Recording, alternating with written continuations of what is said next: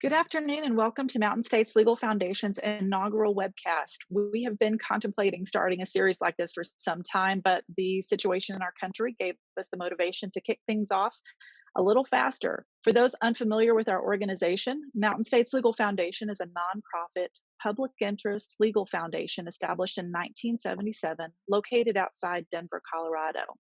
MSLF defends its clients pro bono in litigation, all the way to the U.S. Supreme Court when necessary, in defense of constitutional liberties and the rule of law. At MSLF, we believe freedom is worth fighting for. MSLF is dedicated to individual liberty, the right to own and use property, limited government, and the free enterprise system. My name is Kristen Woolgamuth. I serve as the president of Mountain States Legal Foundation, and I have the privilege of serving as your moderator today. On our panel today is MSLF attorney Brian Gregg, who leads our litigation efforts in this arena. We also are joined by Tom Patterson, the owner of the Spur Ranch in New Mexico and Arizona. Brian, why don't you step in and introduce our case, and Tom can kick us off by telling a little bit of his story. Thank you, Kristen. This case is titled the Center for Biological Diversity versus the U.S. Forest Service. It is a case that centers around the Endangered Species Act and grazing on federally managed lands in the American Southwest. This lawsuit is challenging roughly 36 different grazing allotments in Arizona and New Mexico on Forest Service lands. And one of those allotments is grazed by our client here, Tom. Tom is a longtime rancher in the American Southwest, and he's been recognized for his excellent stewardship of the border between Arizona and New Mexico. And he grazes in both states, and given his history and his experience, we figured he would be an ideal person to speak about the issues that we're facing in this case. Tom, tell us a little bit about your ranch. So how long have you been there in New Mexico and Arizona? And tell us a little bit about your experience, please. Surely. Thank you, Kristen and Brian. Let me start, however, by conveying my gratitude to Mountain States Legal Foundation and to you, its supporters, for agreeing to represent my fellow ranchers and me so that we may continue to have access to our public lands in the Southwest. The name Spur Ranch dates back to the 1880s. Montague Stevens started the ranch. He was an Englishman, a childhood schoolmate of Rudyard Kipling. He's perhaps best remembered as the author of the Western classic about the passing of the frontier in his book, Meet Mr. Grizzly. Highly recommended. My wife, daughters, and I reestablished the Spur Ranch in 1997. This is not a legacy operation. No one gave us anything. We have slowly assembled a cow-calf operation that runs on 3 Forest Service grazing allotments in western New Mexico and eastern Arizona. Our elevation ranges from 5,500 to 9,500 feet. We run about 500 head of mother cows. We breed those cows to Angus, Red Angus, and Sim Angus bulls that are registered. We have 2 full-time employees who live on the ranch. Each is married and each has 2 children. The ranch is on the Apache, Sitgraves, and the Gila National Forests, both of which are in Region 3. Part of the ranch is in country designated as the Blue Range primitive area. There, the same rules apply as if we were in wilderness. We operate our North Ranch, which is at the higher elevation, for spring and summer pastures, and our South Ranch at the lower elevation is where we have the cattle the rest of the year. As Brian said, we are committed conservationists. If we don't take care of the land, it certainly cannot provide for us. Brian asked me to tell you about the awards and stewardship of our natural resources that we've undertaken over the past 20 years. Our work goes back to the very start. When we began the ranch in 1987, we commenced the Spur Ranch project. That's an effort to restore the riparian habitat on the lower third of the Centerfire Creek watershed, which is a 121,000 acre watershed. It drains into the San Francisco River, which in turn flows into the Gila. In connection with that project, we negotiated with the Fish and Wildlife Service the first, or at least among the very first, safe harbor agreements between the Fish and Wildlife Service and private landowners. The idea is that if we restore habitat, the government can't then shut us down as a cattle operation because we've attracted threatened or endangered species. And that's common sense, especially where private parties homesteaded and largely control the area along creeks and rivers. With that assurance, we began a project that has cost us about $1 million, building in-channel sediment control structures and a number of other activities. Those sediment control structures will raise the creek level from the level we found it at when we acquired the property by anywhere from 10 to 14 and a half feet. We have backed up a lot of sediment over the past 20 years. In addition to that work, which has expanded the riparian areas substantially, you get more grass growing, you get insects, you get birds, you get other wildlife. But in addition to that work, we've added dozens of earthen dams on eroded gullies to prevent further erosion. We've thinned, stacked, burned, and broadcast burned about 100 acres of woods so that our woods look like what a New Mexico ponderosa pine forest is supposed to resemble. Grass up to the tree trunk, you're able to see through the trees. Recognition for that work has included being named the Outstanding Conservation Rancher for New Mexico, the Tree Farmer of the Year for New Mexico, the Outstanding Conservationist here in New Mexico. And this work we think is important because at least on the ranger district where we are located on the Gila, its private landowners are the ones who do the conservation work. The Forest Service allows virtually no conservation work to occur on the district. Their work oftentimes, and unfortunately, seems more directed to shutting down access to the public lands than anything else. So much in that regard for multiple use management, the concept that I was raised with. We've lost our logging industry in this part of the world to the Mexican spotted owl. As radical, a recent radical group's lawsuit has shut down all even minor thinning operations in our district, which means that today it's not a question of whether our little community will burn up in a fire. It's just a question of when. The CBD's lawsuit that we're here talking about today is about access to public lands. We've lost our logging industry. If the CBD through the the ESA is able to remove ranchers from our allotments, that will be one more blow to our small rural communities. And let there ESA be no refers mistake. To Endangered Species Act. Correct.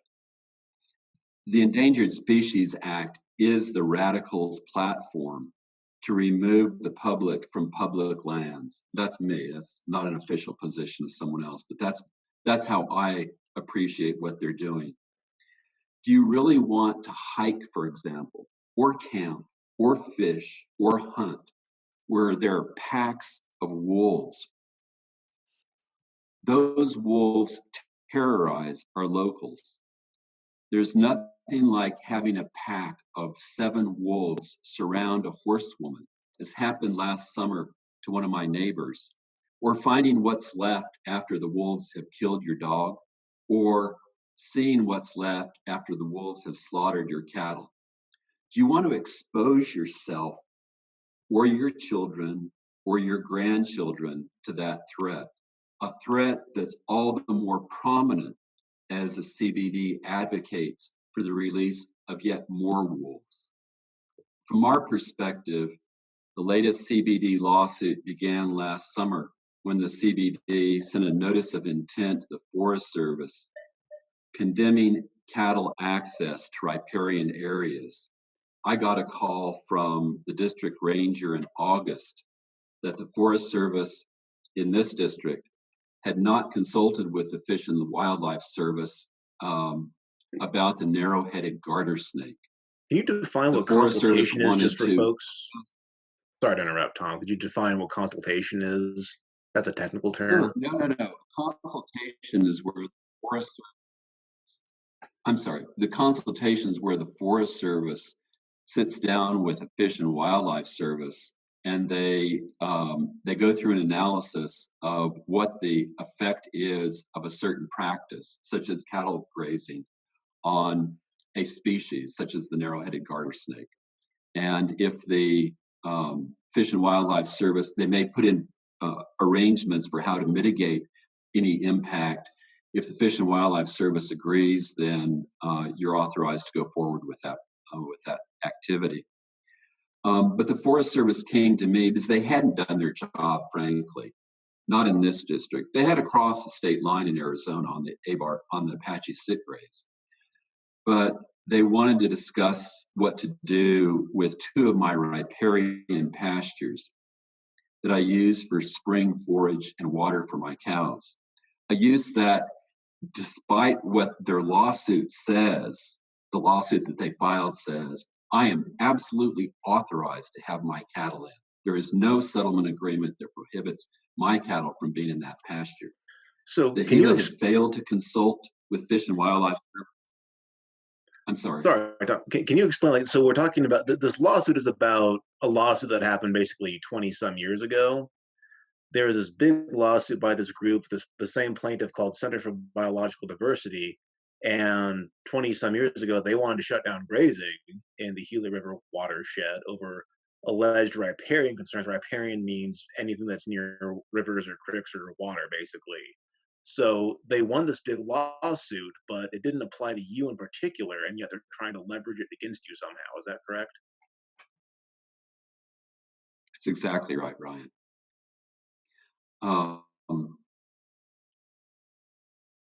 The Gila has an obligation to consult with the Fish and Wildlife Service on the recovery of the narrow-headed garter snake.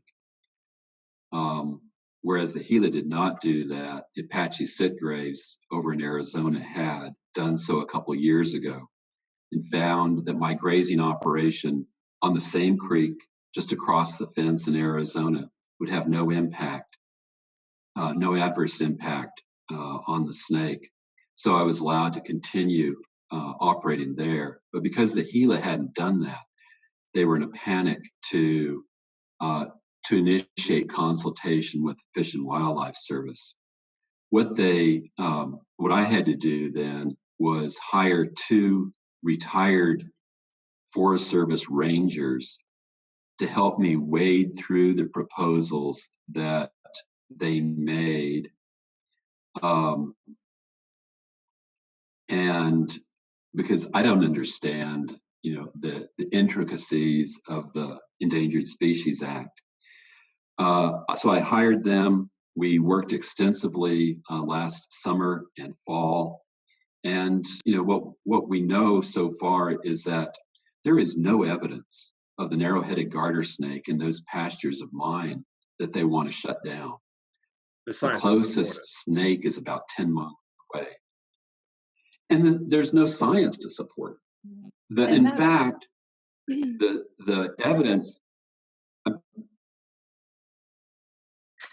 And I think that Tom, sorry, what you're Kristen? saying is exactly, I think that what you're saying there is exactly what we've discovered. So oftentimes when radical groups are using the Endangered Species Act to limit the way that people who make productive use of the land, like yourself, when they're trying to limit your productive use of that land, despite the fact that the courts are having to struggle to figure out how to conduct business in the current situation that are a quarantine and such. We are just filing this case. Brian, can you tell us when? I think it was this week or last week. I'm sorry, last week that we filed our intervention in this case. And then, can you also tell us a little bit about who CBD is, the Center for Biological Diversity is, and what's at stake for people like Mr. Patterson? Right. So, yes, we filed our motion to intervene last week. A motion to intervene is just a third party saying, "Hey, plaintiff and defendant, we have a stake in this lawsuit as well." Here in this case, we were representing Tom and the Spur Ranch Cattle Company. We're also representing the Arizona and New Mexico Cattle Growers Association, the Grant County Cattle Growers Association, and the Arizona New Mexico Coalition of Counties, a coalition of rural counties who largely depend on ranching for their livelihood. And this isn't just a one-off, isolated incident of where one so-called nonprofit interest group has an interest in the well-being of a watershed or the environment. This is just one battle in a much larger war waged by groups like the Center for Biological Diversity. For those who don't know who the Center for Biological Diversity is, they're probably one of the top anti-grazing, anti-use, anti-multiple use groups in America. I would strongly encourage anyone who's curious about this case to Google how CBD got its founding. I would encourage you to Google folks like Kieran Suckling, their executive director. When I say that there is a war on public lands ranching, I'm not just being hyperbolic. There actually has been a war for the last 3 decades, if not more, against the idea that people can graze cattle and sheep on lands that are managed by the Forest Service and the Bureau of Land Management. And this case shows how groups like this are trying to leverage their own court victories and their own, frankly, made-up science to put people like Tom out of business. So, why is CBD in the wrong on this? You guys started talking about the science behind it. Brian, can you tell us a little bit about how that works and what you're seeing there? Sure. So the idea behind an Endangered Species Act lawsuit is that some group will allege that the science shows that a certain species in a certain habitat, a certain area of land or whatever, is being threatened by human activities. And then the idea is that the agencies, the Fish and Wildlife Service and whatever other agency has to verify, like, okay, scientifically speaking, this is true, this is false. In the case of the folks here in the Gila River, and in Tom's case in particular, what the environmentalists are alleging is simply false because, as science has demonstrably proven time and again in Tom's case, is that there is no habitat in his particular ranch lands. They're saying that the gist of their complaint here is that existing fences that are supposed to keep cattle from going into creeks and streams and stuff, they're saying that, well, those aren't good enough. Cows are going in and destroying these riparian river-based environments. But we have science on our side saying that there's literally no habitat for the XYZ species that you're claiming. So to back up a little bit more, part of the issue too is that 20 years ago when this first lawsuit got filed, one of the conditions for the agency saying, yeah, we'll settle this lawsuit is they said, okay, environmentalist group, we'll let you basically babysit us, monitor for indefinite periods, which basically meant that the environmentalists could sue whenever they wanted to again. And what ended up happening here is that in the last several years, CBD did its own independent, unverified studies of these allotments, these federal lands, and based on their own non-peer-reviewed science, they concluded that folks like Tom were allegedly endangering the environment and the species that they mentioned in their complaint. And maybe I'll let Tom clarify that. One of the things that we practice on the Spur Ranch is adaptive management. Adaptive management means that you have boots on the ground that look at what's actually happening. Did you have a wet winter?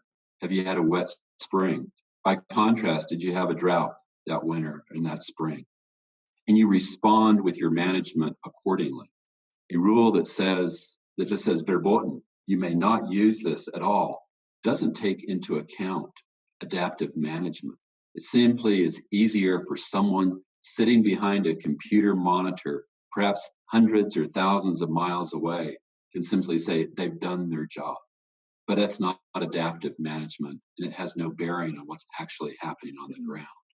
And that's been one of the primary objections that we've raised to the set of proffered recommendations about what we can do to limit cattle access in our riparian pastures. We've repeatedly said, let's go out and actually look at what's going on the ground. And that's been a challenge to get done. If I can, gentlemen, we have a question coming in from Ivan. How does Center for Biological Diversity get around the Supreme Court's ruling in the Weyerhaeuser habitat case? Could one of you, Brian, could you first comment on, just very briefly, what is Weyerhaeuser, and then answer Mr. London's question? Sure. I wish I was more of an expert on this, but basically, Weyerhaeuser is the dusky gopher frog case where it was a case that showcased the abuse of the Endangered Species Act to. It was a case where environmental groups had so overinterpreted the Endangered Species Act to mean that it would apply to habitat that could theoretically, potentially, possibly exist maybe sometime in the future under certain very strange circumstances. It wasn't actual, terrain that existed. There's an analogy to this case in the sense that this is also a case where environmentalists are trying to overexpand the reach of the Endangered Species Act. And like in Tom's case in particular, there's been conclusively determined that, certain species do not have a habitat on his ranch lands. And we're basically trying to, stem the tide of a similar thing that happened in the Weyerhaeuser case. And Brian, how is that? When the Fish and Wildlife Service designated critical habitat for the narrow-headed garter snake, look at it on the map. They designated, I think, half of New Mexico, the western half of New Mexico, and probably over a third of Arizona as critical habitat for the narrow-headed garter snake. Tell me, where in the world is there any science to support that blanket designation of critical habitat? That simply means someone was too lazy to go out on the ground and actually do the work. But the rancher is the one dealing with the consequences of that sort of blanket designation. Weyerhaeuser, as I read it, and I'm not an authority on it, but as I read it, is the species present? And there is no evidence that this species is present on these two riparian pastures that I have. As to other pastures or on other allotments, perhaps, but has the Forest Service or has the Fish and Wildlife Service actually gone out there and inventoried those allotments before they want to shut them down to determine if the species is even present? We have another question from Laura, and it looks like she's looking at the reverse side of what Tom is trying to defend against. What would happen if the Gila allotment-based ranchers were able to sue the CBD for harm? What would happen there? So if we were able to flip this on its head and sue the CBD for the harm that they're doing, what would happen there? Well, it's always difficult. The starting point is that you'd have to have a cause of action to sue the CBD, Laura. And what is the cause of action that you would have? What happens with the CBD, as Brian said, you ought to go online and look them up. my recollection is they operate on about $20 million a year budget. They have 100 plus lawyers the last time I looked who are working with them. It is a big group with well-funded taxpayer dollars. And that's what they do. That's exactly what they do. They file these lawsuits. They cut a deal with the Forest Service or the Fish and Wildlife Service, and then they show up to collect money to reimburse them for their fees. It is a huge organization and a fundamental misapplication of the law that would compensate them for terrorizing public landowners. And on that point, Maxine has actually asked us to back up just a little bit and says there's a continued reference to public lands. Court decisions seem to say there are no enforceable rights with respect to public lands. How does USSCT Barron versus INPAC regarding land to which private rights or claims attach doesn't fall within the designation of public land benefit ranchers with adjudicated grazing allotments, especially if their remedy is the takings claim in the U.S. Court of Federal Claims? So let's start with what are public lands and what are public lands and what enforceable rights do individuals like Tom who are grazing on those public lands, what rights does he have as a result of his grazing permit? So let's start with the basics. So public lands, and some people don't like the use of this term for various reasons, which I can sympathize with, but they are lands that were never officially, but which I mean legally, taken out of the public domain. The public domain was, during the 19th century, as the United States became this big country that spanned from the East Coast to the West Coast, as it would, expand ever westward, it would acquire new territory. But then, for various reasons, mostly after the U.S. Civil War, a lot of these lands in the western U.S., especially in places like Nevada, Arizona, New Mexico, Idaho, stuff like that, they didn't get formally transferred into private ownership, but that did not mean that there was not significant private use of those lands. On the contrary, there was tremendous public use by the general public. What ended up happening is that around the turn of 20th century, at the era of Theodore Roosevelt, stuff like that, that's when all these agencies got created, and there was a big change of thinking that all these lands need to be managed by the federal government. They shouldn't be given over to private ownership and control. And in the case of ranching, there were certain statutes passed, the big one being Taylor Grazing Act, which kind of created this unique balance of, yes, public federal authorization to graze, yet there are these like private property interests like grazing preferences, water rights, fencing, that kind of stuff. So when we say public lands, we refer to these lands that are still administered by the federal government with significant private use. And then the question of what rights, what interests private citizens like Tom still have has been an evolving question for the last almost century at this point. So I'm going to push you into. Go ahead, Tom. Kristen, there is a right that I have a 10-year, whenever my grazing permit gets renewed, it's renewed for 10 years. I have to follow the rules. And if I follow the rules, I get to use that for 10 years, and I have a preference at the end of the 10 years to get it renewed. But I do have a right to due process. It's a fundamental right in this country. And there's an aspect of this story in particular that underscores how important Mountain States' involvement is. Over the course of many years, elements within the Forest Service, for example, that control our grazing allotments, that we're accountable to them, have developed a culture of not doing their work to comply with Endangered Species Act requirements, not doing the consultations they're required to do. Then they're sued. And because they've had little or no legal staff to defend themselves, or more importantly, to push for the use of science to determine what modifications might need to be made to the use of our resources, they simply cut a deal. They cut a deal with these radical environmental organizations like the CBD, and the deal invariably leaves the rancher out there standing alone, naked, holding the bag to deal with the consequences.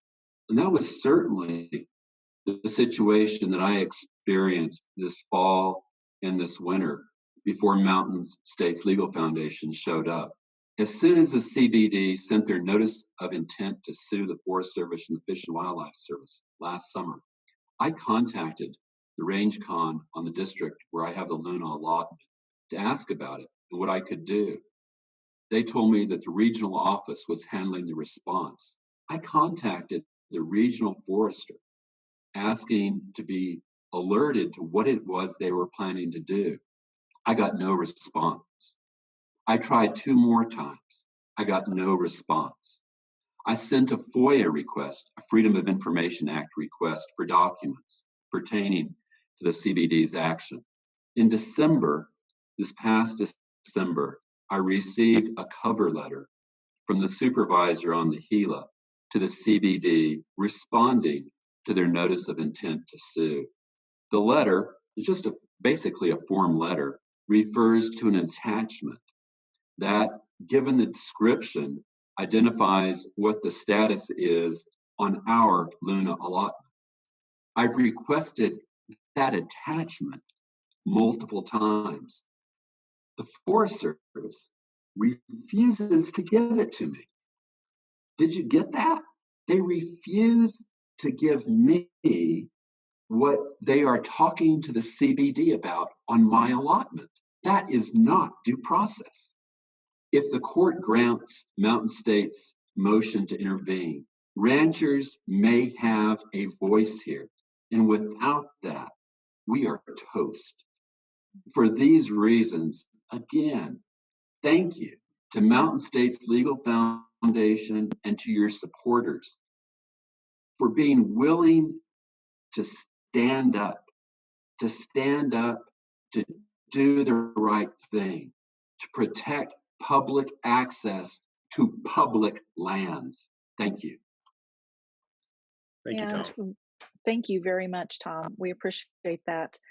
We are officially entering our Q&A section. So if you are on the phone and not on a computer screen, you can raise your hand and through the phone, and we'll answer as many as we're able to. We also have the ability on the bottom of the screen, which some of you have discovered, to ask questions via chat. So we would love for you to keep sending those in, and we will keep answering questions for another almost 10 minutes. So we have a little bit time left in the conversation. While we're waiting for some of those to come in, Brian, I'd like for you to, I guess, get us down to basics, please. When Mountain States is a legal organization that focuses on those fundamental, foundational, constitutional first principles. How does the case that we are litigating on behalf of Tom get us to those foundational principles? So what is the underlying battle that we're fighting here that our founders would have been proud to see us fighting? The underlying battle is the battle to have liberty to manage both private and public lands in the common interest. And what people like Tom make abundantly clear is that ranchers are the real conservationists. They're the ones who take the best care of the land because they live on the land and it is in their own interest to take care of it. Very good. Laura is coming in with another question. How do we deal with the constant settling that Tom and Brian, you both have mentioned? They settle with the Center for Biological Diversity when we sue. They settle with them when they sue. They often ignore our case entirely, with 25 years of lawsuits over wolf recovery and other ESA issues. Administrative law doesn't seem to be helping us. So what would you respond to, Laura? How can we stop this sue and settle situation? It's called the political process. It's important who we have in Washington, folks. It really is. if you want to have access, if you don't want to be treated like a zoo animal who's confined to the city, it is important that we send people to Washington who are committed to multiple use management, where there are many seats at the table, including threatened and endangered species. But they don't have the only seat at the table. The rest of us also have a seat at the table. The hikers, the backpackers, the hunters, the fishermen, the campers, the loggers, and the ranchers. Next, go ahead, Brian. So we've said the phrase multiple use several times here, and that's an important legal phrase. Multiple use is it's codified in federal law, and it means that, as you might suggest it, the lands that are administered by the Forest Service, the BLM, whoever, they're supposed to be open to everybody and for a wide variety of uses, including extractive uses and uses like ranching, timber, etc. So the way to solve this sue and settle problem in one aspect too is also for folks like us at Mountain States to set precedent that says that actually, no, agencies, you can't just cave in to pressure from environmental groups like CBD. You actually have to stand up and fight for your constituents who want to make productive, intelligent use of the land. Right. All right. Our next question is from Ty. He's a rancher in eastern Arizona, and he's asking when we expect a decision on our motion to intervene on Tom's behalf. There's no firm date set. I would expect at least a couple of months. We had a similar motion intervene just granted after about 11 months here in the District of Colorado. So there's no official timeline, but I would expect hopefully by the end of the summer. So very good. And Stephen P. emailed this question in before the webinar. It seems that the BLM, National Forest Service, National Fish and Wildlife Service, and all of their friends became taken over by entrenched radical environmentalists during the Obama years, such that they have abandoned their traditional missions and instead have become all anti-ranching, anti-grazing, anti-hunting, anti-private property, etc. In addition, the various environmental NGOs have used litigation to force anti-ranching policies by suing federal agencies they perceive to be friendly to their cause. Given that we now have a Republican administration, how can we, question number one, replace or at least sideline the bad actors by putting responsible pro-ranching personnel in place? And I'll let you answer that, and then I have a follow-up. There's a lot of ways. One very nice thing about the current administration is that they have pushed for reform of environmental regulations pertaining to the National Environmental Policy Act, which is, I don't want to get too far into the weeds, but that affects every single environmental natural resource decision. And they've also pushed for reform of the Bureau of Land Management's grazing regulations, which has been a long time coming for about the last 3 decades. So I would strongly encourage people to submit their comments and advocate to their local trade groups or even local politicians to support these reform efforts. Or visit with us if you think you have a particularly compelling case. Right. The second question that he provided was, how do we get the administration to understand the nature of these suits and take new positions in the various lawsuits in order to favor the ranchers?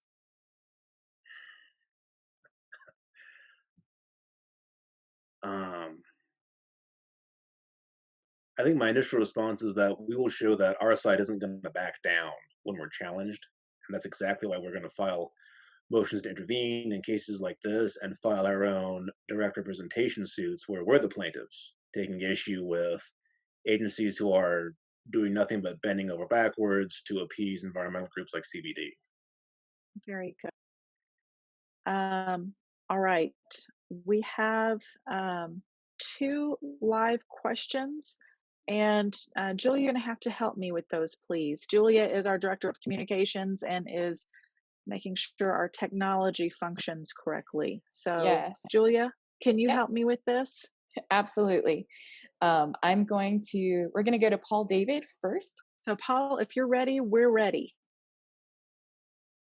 Okay, can you hear me now? Yes. Yes, sir.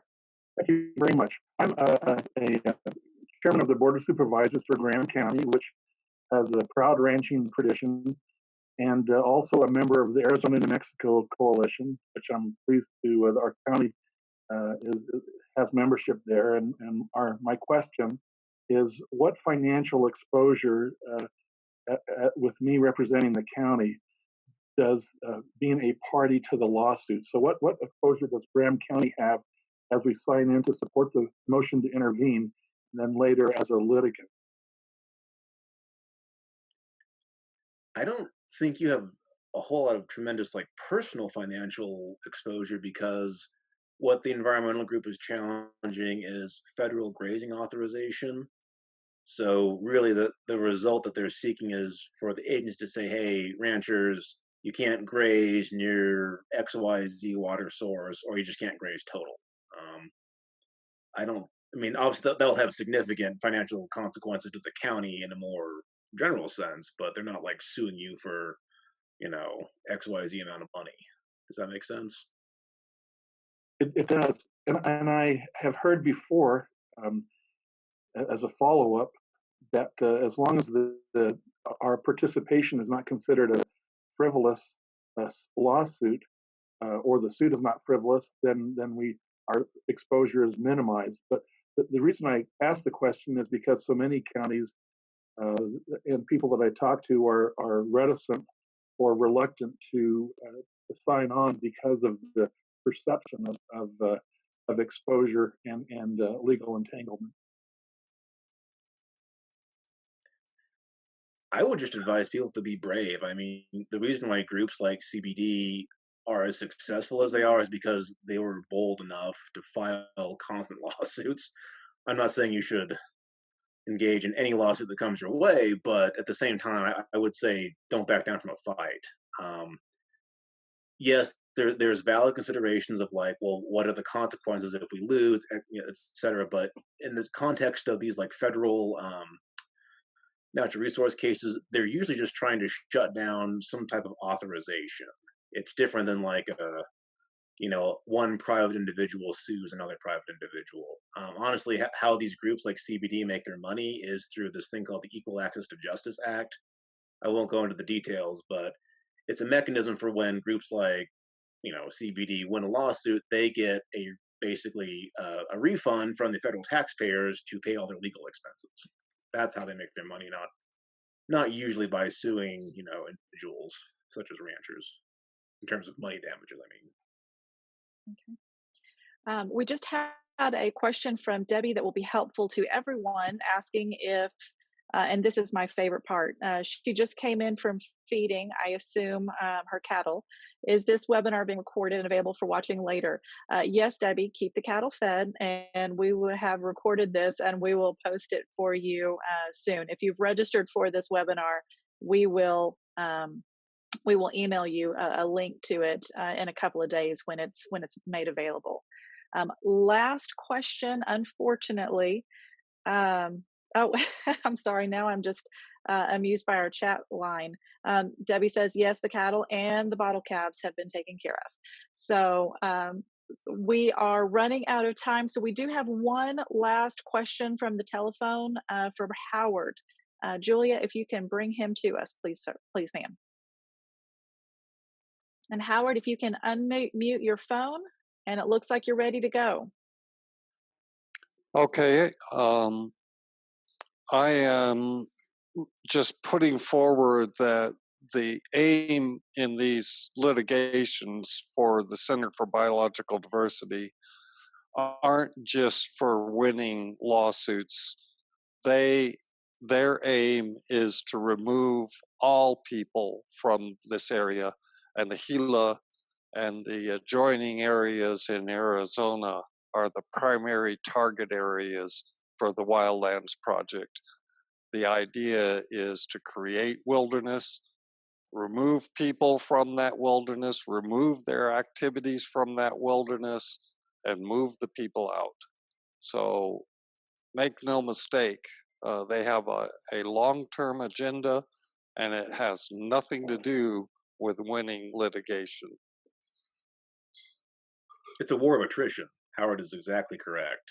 And it is a war on all fronts. Again, I would strongly recommend people who are interested in this to Google how CBD came into being, who created it, and what their guiding philosophy and strategy is. Because it's not just, oh, let's take care of the environment. Because if they want to do that honestly, there was maybe one or two bad apples that go after. They wouldn't go after literally hundreds of ranchers and trade groups like they are right now.